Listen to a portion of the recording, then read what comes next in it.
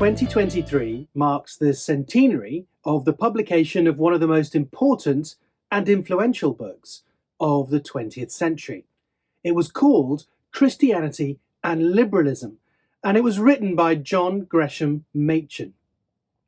Its basic point is that Christianity and liberalism are two different religions. That is, liberal Christianity is a different religion to the sort of Christianity found in the Bible and practiced throughout church history. It's not just a benign variant of the original, but something so different that it should be classified as another religion, and a parasitical and poisonous one at that.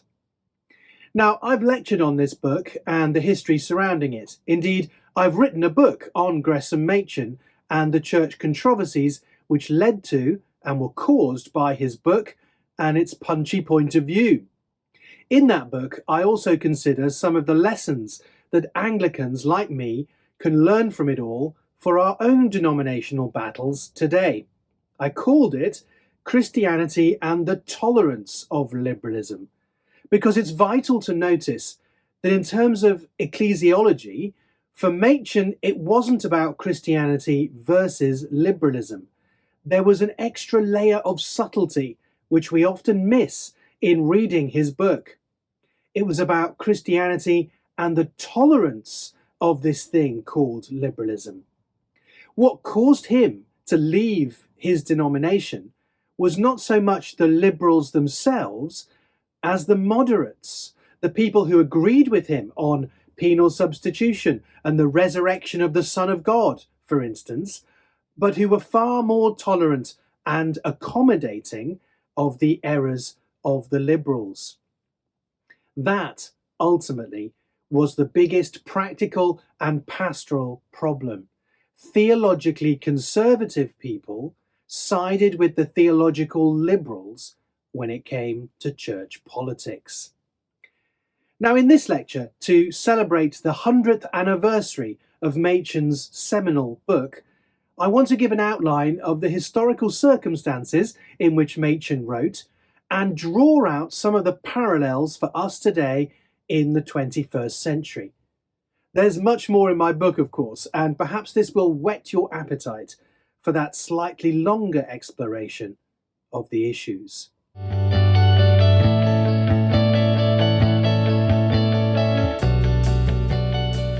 Culture and society are turning away from the stable foundations of the Christian faith, which have so long underpinned Western civilization. Technological innovation and scientific advance seem to undermine both the claims of the Bible about the creation of the earth and the need for faith in the God it presents. Meanwhile, in the church, those who accommodate their teaching to the more rational mindset of modern man and take note of the apparently assured results of critical scholarship are becoming more prominent. In some ways, their message sounds familiar, couched in the ancient and hallowed terminology of Christian creeds and confessions. And yet the theological realities described by these old forms of words are intentionally being reinterpreted to subtly alter them so that they are more acceptable to modern people. In theological colleges, the new liberal methods and conclusions are gaining ground. Only the occasional beacon of light shines out as a witness to the old path of scholarly engagement and the defense of biblical orthodoxy. Even the most well-known and influential of the evangelical theological colleges are now under attack. The way the denomination handles money and mission is causing unease amongst conservatives who are forced to question how they have allowed such theologically left-wing elements to gain control when the foundational documents, official pronouncements, and constitution of the church all appear to be conservative. Evangelicals disagree amongst themselves over the best strategy to adopt against this liberal encroachment. On the conservative side, feisty, powerful, and influential figures with money and numbers on their side are prepared to make a stand. but they seem to have alienated more moderately conservative, middle-of-the-road people who are disinclined to engage in controversy when re-evangelization of a once great Christian nation should be the most pressing concern. On the conservative side, there is talk of walking away to form new alliances and structures, even with those outside the denomination. Well, that picture that I've just painted is not a portrait of the 21st century Church of England, experiencing the spasms of controversy over homosexuality or women bishops. What I've just described, admittedly in a rather loaded way, is the situation in the Presbyterian Church of the United States of America in the 1920s and the 1930s. The conservative hero in that conflict was John Gresham Machen, a theologian and minister within the Presbyterian Church of the United States of America, the PCUSA. To a large extent, conservatives in many mainline denominations are currently reaping the fruit of a failure to listen carefully enough to what Machin had to say about liberalism and its damaging effects, particularly in his classic 1923 book, Christianity and Liberalism. Basically, he said, Christianity and liberalism are two different religions, not two wings in the church or parties in a synod. No, two different religions. And ultimately, I think he was right. Yet, the trajectory and manner of Machin's own approach also warn us against certain destructive tendencies on the conservative side of these arguments. We shouldn't just think that Machin got it all right. Even while we acknowledge his theological brilliance, we may also need to be wary of an uncritical imitation of his tactics. But what had been going on the other side of the fence to start all this kerfuffle in the 1920s? Well, there was some trouble in the 19th century amongst Presbyterians as various scholars began to undermine the Bible. Initially, some of them were kicked out, removed from ministry for saying things like Moses didn't write the Pentateuch, Isaiah didn't write Isaiah, and the Bible contains errors. The issues eventually clustered around 5 propositions, or as they were known, fundamental beliefs. The massive conservative majority in the Presbyterian Church insisted that ministers must subscribe to the inerrancy and inspiration of the Bible, the virgin birth of Christ, the vicarious substitutionary atonement, or penal substitutionary as we might call it, the real bodily physical resurrection of Christ, and the historical reality of his miracles. If ministers changed their belief on these points, said the General Assembly of 1892, Christian honour demands that they should withdraw from our ministry. The General Assemblies of the Presbyterian Church of 1910, 1916, 1923 all reaffirmed those fundamentals.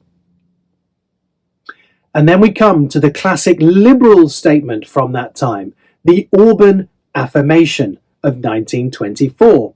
Contrary to Christianity and liberalism, which made those two things mutually exclusive, this Auburn affirmation, essentially a big petition signed by around 1,200 men, 10% of the ministers in the church, it made the disagreement one of mere interpretation of given facts. It said this: the General Assembly attempts to commit our church to certain theories concerning the inspiration of the Bible and the incarnation, the atonement, the resurrection, and the continuing life and supernatural power of our Lord Jesus Christ. We all hold most earnestly to these great facts and doctrines. So these were the great facts of the faith, it said. And the Auburn affirmation continued, however, to say this: Some of us regard the particular theories, that is, the 5 fundamentals of inerrancy, virgin birth, miracles, penal substitution, bodily resurrection, as satisfactory explanations of these facts and doctrines. But we are united in believing that these are not the only theories allowed by the Scriptures and our standards as explanations of these facts and doctrines of our religion, and that all who hold to these facts and doctrines, whatever theories they may employ to explain them, are worthy of all confidence and fellowship. In other words, it all came down to interpretation. If one wished to interpret the virgin birth as a literal virgin birth, that's fine. But if one wished to say that Mary was not actually a virgin when she conceived Jesus, she did sleep with Joseph or somebody else before they were married, then that's okay too. You can say that. It was a satisfactory explanation of the fact of the incarnation allowed by Scripture, apparently. And it was okay to say, I believe on the 3rd day he rose again in accordance with the Scriptures, when you really thought that he did no such thing, literally, and that the resurrection was just a conjuring trick with bones and not something that really happened in space-time history. Now, it's important to note that the Auburn affirmation was not just a liberal document. It claimed to speak for both liberals and fundamentalists. We're very tolerant, they were saying. We're agreed on certain things, but we won't insist too much, like the fundamentalists do, on so much precision. They claimed to be positioned at the fulcrum of the church, if you like, or in the Presbyterian mainstream. Gresham Machen was convinced that it could not be acceptable for a Presbyterian minister to hold different theories to rationalize claims that Jesus was born of a virgin, that he performed miracles, and that he rose from the dead. The Bible and the church's confession of faith demanded a supernatural explanation of these facts. Many people at the time just hoped that all this church politics stuff would simply sort itself out so that they could remain neutral and get on with their ministries. But it didn't work like that. And strangely, for whatever reason, when the General Assembly was firmly in conservative hands in 1924, it failed. It failed to address the Liberals' clearest and most aggressive declaration of faith. This astonishing failure to discipline the Auburn affirmationists would later come back to haunt them. It turned out to be a kind of Munich for these conservative evangelicals. Perhaps conservatives would have been split over such an action. A good proportion clung to the notion that the church was still fundamentally sound, so there was no need to rock the boat too much. The problem was, though, people who were theologically conservative were taking sides politically in the church with those who were theologically liberal. They were tolerating liberalism and pushing those who disagreed with that policy of appeasement into a corner. Christianity and liberalism are two different things. There was no halfway house mediating moderate position. Machen was careful to say, however, that a liberal person might well be a Christian themselves, but, he added, one thing is perfectly plain. Whether or no liberals are Christians, it is at any rate perfectly clear that liberalism is not Christianity. And so he could not accept that more liberal people should be allowed as ministers in the church. They may be saved, only God himself knew their hearts for sure, but what they were propagating was not Christianity, and so they should not be allowed to minister in the church. The theological college that Machin taught at, Princeton Seminary, came under attack from so-called moderate evangelicals, what we might call liberal or open evangelicals. They claimed to believe the fundamental doctrines of the faith, but wanted to compromise somewhat with the liberals as well. So Machin wrote this. He said, "Let no one deceive himself into thinking that although Princeton relinquishes the entirety of the Reformed faith, it will stop in the mediating position. No, the lesson of experience in these matters is only too plain. Such movements do not stop halfway. The institutions that have drifted away from the Christian faith have begun not with definite modernism, another name for liberalism, but with just such doctrinal indifferentism, just such ignoring of the real seriousness of the issue. We do not need, therefore, to discuss the personal views of the men who are engaged in the attack, for although they may not be modernists themselves, the inevitable result of their policy will be to make Princeton a modernist institution in a very few years." Now, we must be careful, of course. Not everybody who disagrees with me is thereby completely liberal. That's the error known as the fallacy of the undistributed middle. There are some disagreements that we should tolerate. The question is, how far can such toleration or accommodation go before it becomes treachery to the gospel? What happened in America is that the liberal political cause eventually triumphed with the support of theological conservatives. Conservatives who became more militant claimed that this was because the moderate evangelicals were cowed by liberal propaganda. As one put it, they suddenly became timid when they were accused of intolerance or narrow-mindedness. All their resistance and even discernment and moral standards melted away.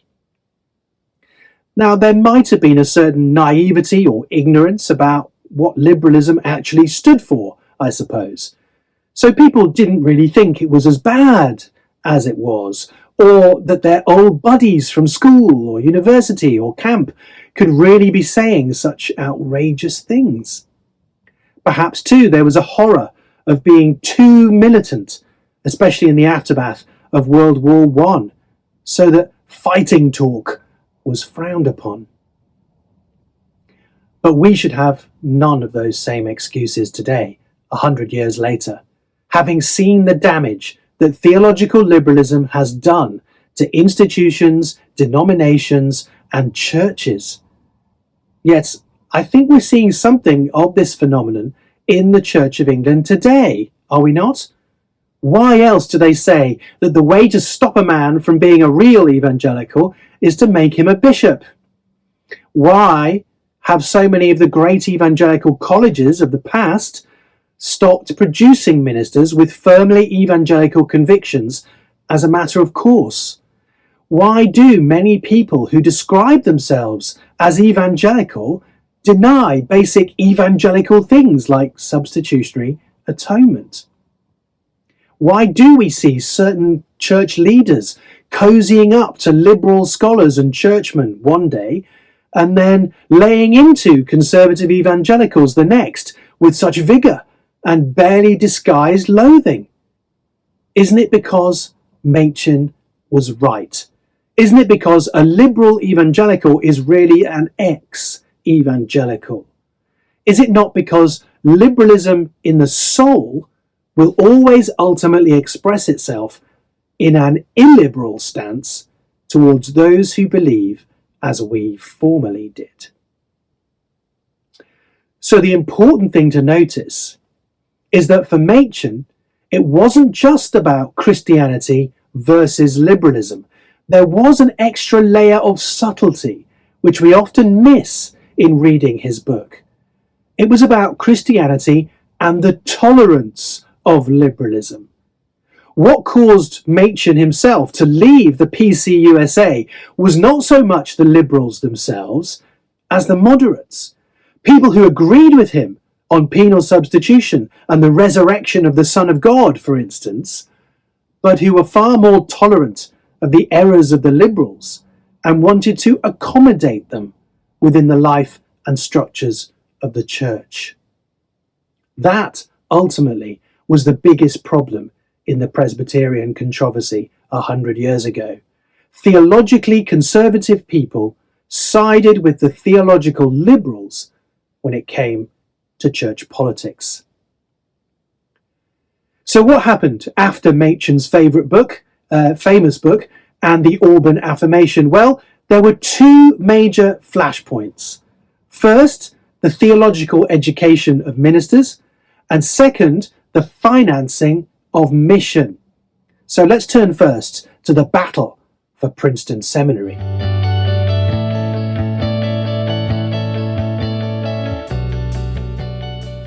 The battle for Princeton started as a fight over a troublesome ethics lecturer.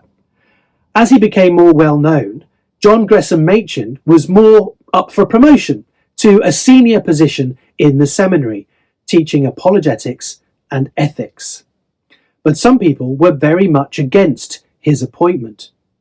"What is questioned," said one of his colleagues, "is whether Dr. Machin's temper and methods of defence are such as to qualify him for a chair in which his whole time will be devoted to defending the faith." He was accused of being spiritually unqualified to hold the post in question and teach goodwill to students, that he was temperamentally defective, bitter and harsh in his judgment of others, and implacable to brethren who did not agree with him, and of displaying unkindness, suspicion, bitterness, and intolerance. Now others at the same time spoke of his gentleness and his courtesy, but with so many voices raised about his character, it may be that there was something peculiar about him, as the historian George Marsden puts it, since clearly he was someone whom people either loved or hated. He had a reputation as a bit of a theological bully, though he was not the only one who behaved in this way, it has to be said.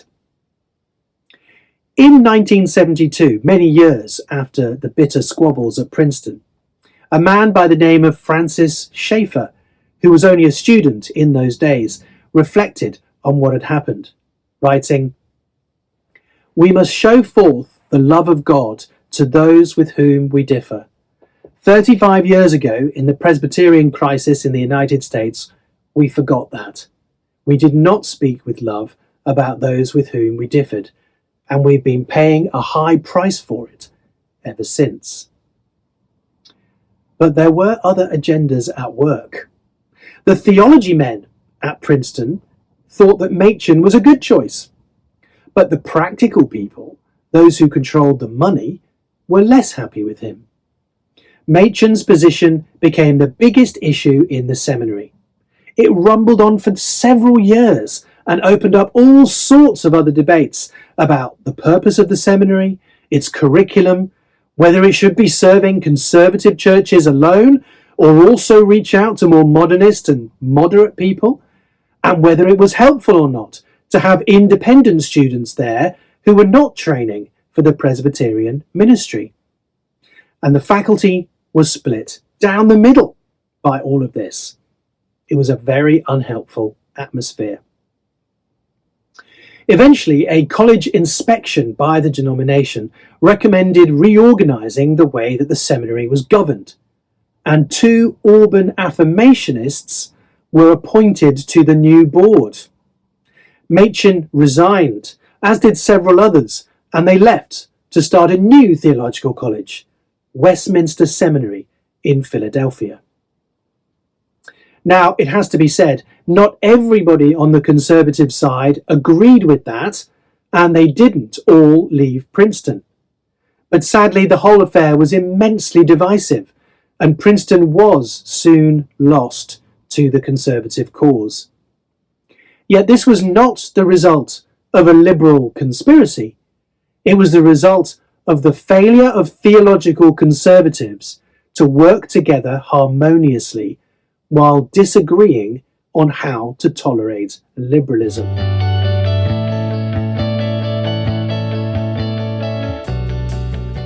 And so to the final battle on mission and money. The Presbyterian system was quite centralised in many ways, and they had one denominational organisation for supporting missionaries. It was in fact the biggest mission society in the world.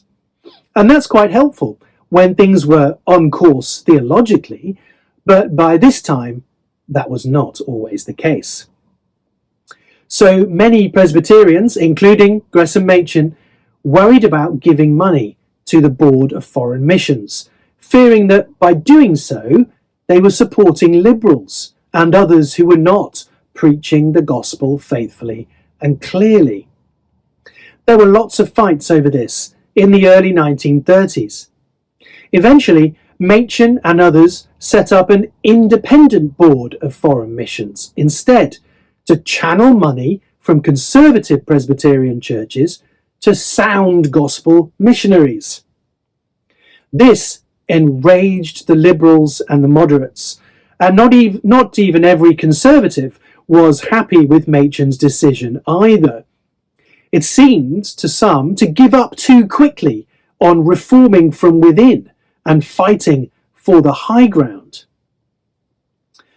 But a liberal and moderate alliance formed against this new independent board, and it was able to pass a resolution at a General Assembly declaring it a sin and un-Presbyterian to support the new independent board.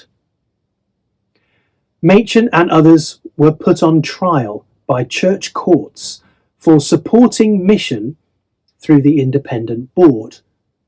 As a matter of conscience, they couldn't submit to this new rule and support the official missions agency, so they were convicted and they had to leave the church. Though by this point, Machin was actually planning to do so anyway, so it suited him to be something of a martyr. He and others left the PCUSA to start what became known as the OPC, the Only Pure Church. It's actually really called the Orthodox Presbyterian Church, the OPC. 34 ministers left with Machin. Now, within a year, this new denomination also split. The anti-liberal alliance, you see, was very fragile. Reformed Presbyterians stayed in the OPC, but the more fundamentalist, premillennialist Arminian folks, including one Francis Schaeffer, left to form the Presbyterian Church, the Bible Presbyterian Church.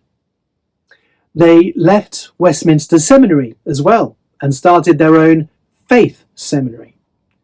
You know, Presbyterian history is cluttered with such splits and separate organisations, and it is littered with a bewildering array of initials: PCUSA, PCA, OPC, BPC, OPLES. We've no time to look at all the details, but it is a fascinating history, and obviously if you want to know more, you can always read my book on it. But let's look finally at what lessons there are for us in all of this.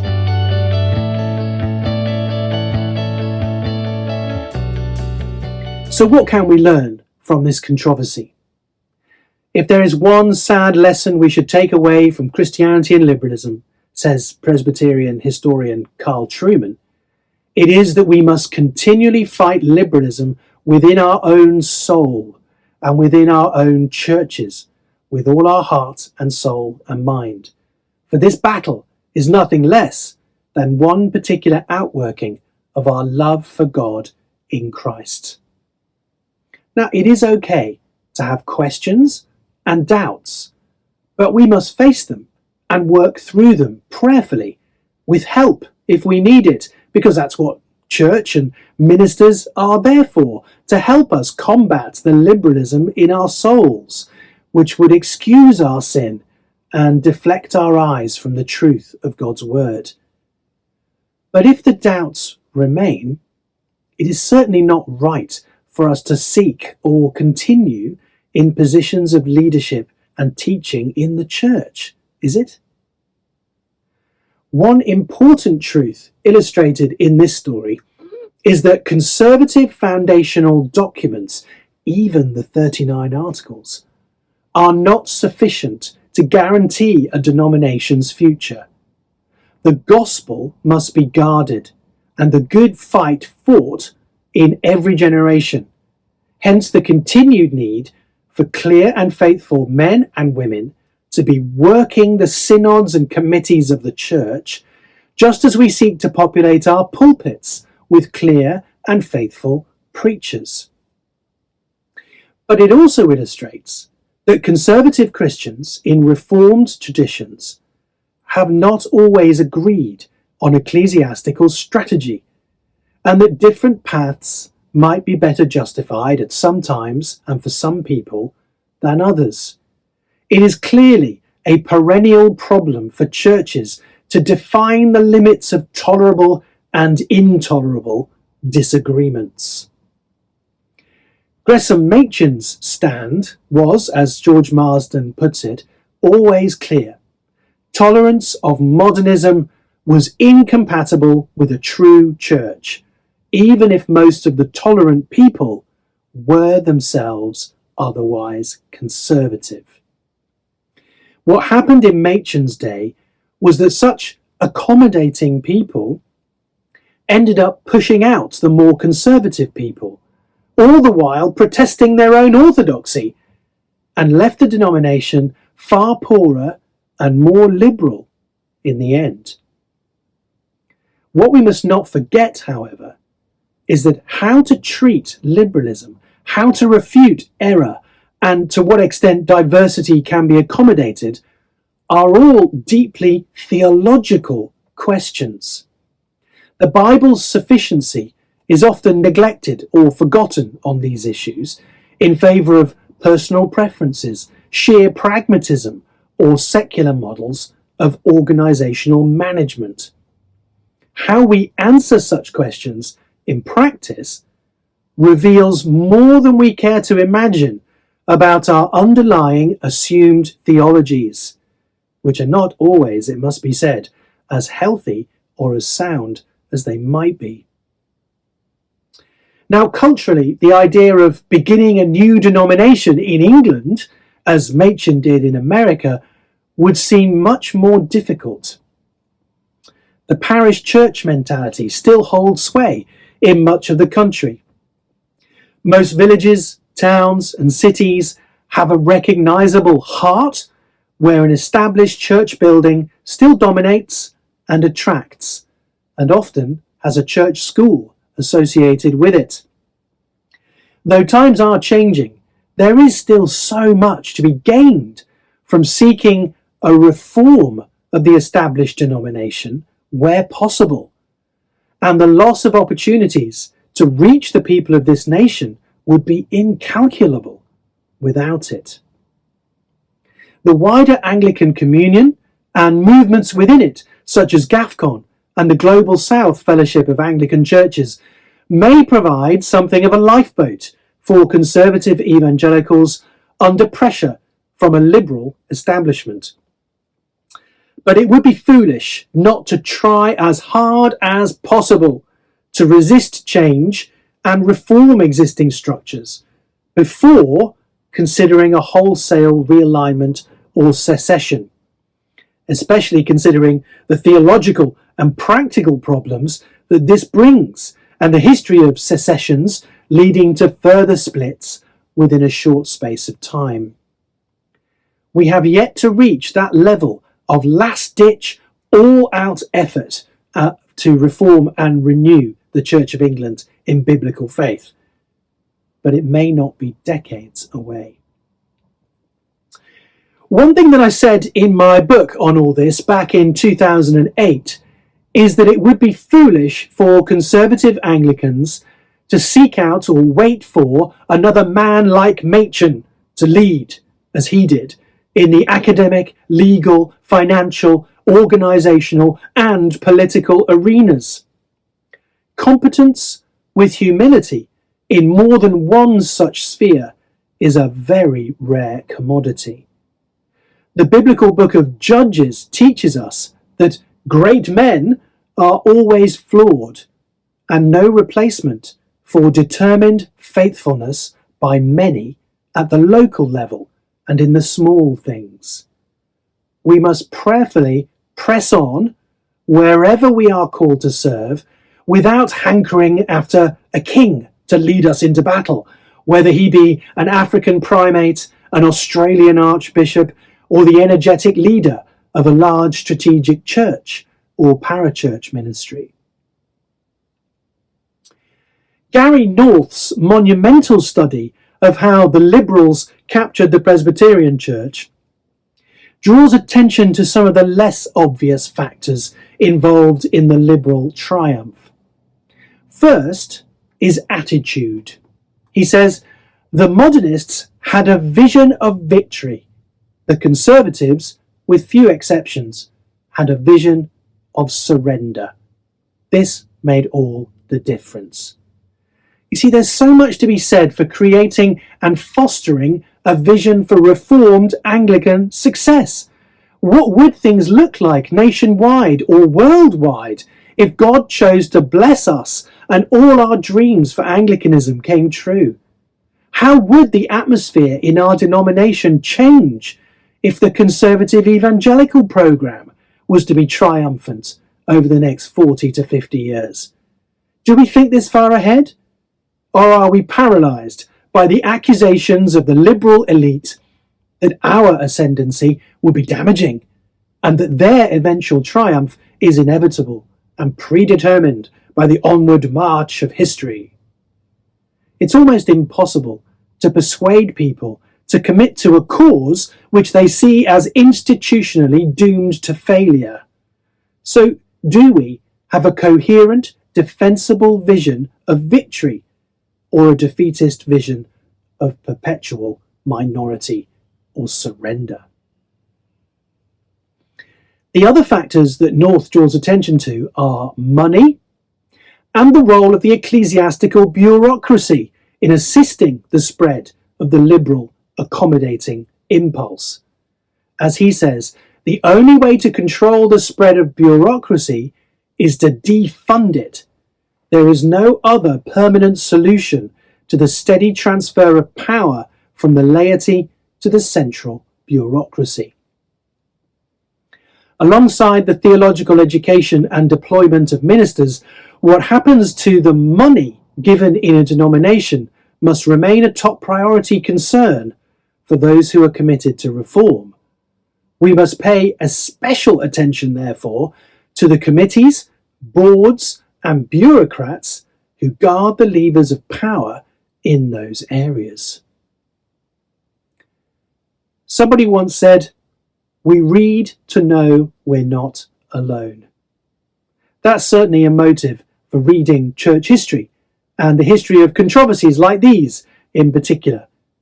It enables us to glimpse just a little that we are not the only generation to face such pressing anxieties.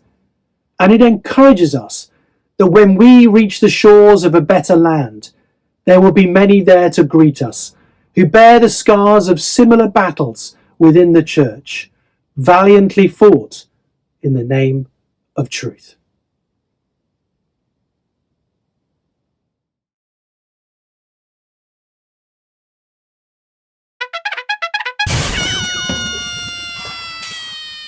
Some of us regard the particular theories, that is, the 5 fundamentals of inerrancy, virgin birth, miracles, penal substitution, and bodily resurrection,